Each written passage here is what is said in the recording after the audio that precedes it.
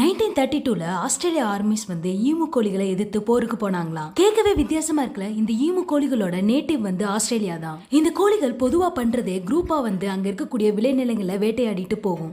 ஆஸ்திரேலியால இருக்க கேமியன்ற ஒரு பிளேஸ்ல தான் இந்த பிரச்சனை தலைக்கு மீறி போயிட்டு இருந்துச்சு இந்த ஈமு கோழிகளால. இப்படி ஒரு செயலால 20,000 விவசாயிகள் அவங்களோட விளைநிலங்களை இழந்தாங்க. 1932ல ஆஸ்திரேலியாவை பொறுத்தளவுக்கு பெரிய மெயின் எக்கனாமியா இருந்ததே இந்த விவசாயம் தான். ஸோ அதனாலதான் இந்த ஈமு கோழிகளை ஏதாவது ஒன்று பண்ணணுன்றதுக்காக ராணுவத்தை வச்சு இந்த ஈமு கோழிகளை அழிக்கலாம்னு முடிவெடுத்தாங்க. வெடி மருந்தோட இந்த பறவைகளை கொல்றதுக்காக நிறைய ஆர்மி பீப்புள்ஸ் குரூப்பா போறாங்க. முதல்ல இப்படி இந்த ஈமு கோழிகளை அழிக்கிறதுக்காக சுடுறாங்க. ஆனா எந்த ஒரு ஈமு கோழிகளையும் கொல்லவே முடியல. இவங்களோட வெடி மருந்து தான் காலியா போச்சே தவிர ஈமு கோழிகள் 19,000 உயிரோட தான் இருந்துச்சு. அதுக்கப்புறம் இந்த போரை தொடர முடியாதுன்னு கைவிட்டுறாங்க. இதுதான் வரலாற்றிலே மனிதனுக்கும் பறவைக்கும் நடந்த முதல் போரா இருக்கு இப்போ வரைக்கும்.